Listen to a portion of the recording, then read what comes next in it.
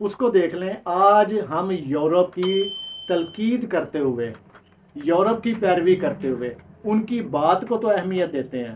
جبکہ ہم لوگ اپنے نبی کریم صلی اللہ علیہ وسلم کی سنت کو سمجھتے ہوئے اگر عمل پیرا ہوں تو ہمیں اس میں جو فوائد حاصل ہوں گے وہ تھوڑے نہیں ہوں گے، وہ ہمیں دنیا کے بھی فوائد حاصل ہوں گے، قبر کے بھی ہوں گے اور حشر کے بھی ہوں گے۔ یہ میری بات آج نوٹ کر لیں۔ اس لیے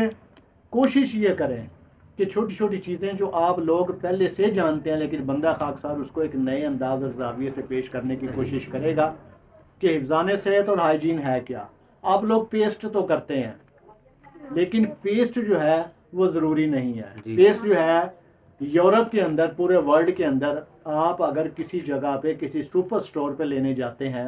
تو وہاں پر بطور زہر اور پوائزن کے آپ کو دی جاتی ہے، اس کو باقاعدہ پوچھا جاتا ہے اس کے اندر جو کیمیکلی ریئیکشنز ہیں وہ آپ خالی پیٹ جس وقت نہار منہ اس کو کرتے ہیں تو وہ آپ کے سانس کے ساتھ، آپ کے لعاب کے ساتھ، سلاوا کے ساتھ اندر جاتے ہیں۔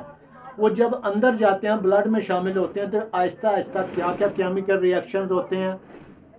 کیا کیا ہارمونل ڈس آرڈر ہوتے ہیں اور آپ کے جسم میں کیا واقعہ ہوتا ہے وہ بہت کم لوگوں کو پتہ ہے۔ کیونکہ اگر اس کا ایک میڈیکلی تھیوری ہے کہ اگر آپ سلو پوائزننگ کرتے ہیں، زہر کی ایک بڑی مقدار آپ دیتے ہیں تو اسی وقت بندہ ایکسپائر ہو جائے گا۔ اگر آپ قلیل مقدار کچھ عرصہ دیتے رہیں تو ممکن ہے وہ 10 سال بھی زندہ رہے۔ اسی طرح یہ زہر کی قلیل مقدار ہے جو پیسٹ کے ذریعے لی جا رہی ہے۔ میرا مقصد یہ نہیں کہ آپ پیسٹ کرنا چھوڑ دیں، میرا مقصد یہ ہے کہ جو زاویہ اور اینگل ہے کہ بہتر یہ ہے کہ جس وقت ہم لوگ پہلے وقتوں میں مسواک کیا کرتے تھے، انسان کی جو ساخت ہے، جو انسان کی بنیاد ہے، اس کے اندر آج بھی جو ہم غذا کھاتے ہیں وہ نباتات ہیں، اور نباتات کے اندر کیا ہے کہ یہ مسواک ہے، آپ کسی بھی درخت کی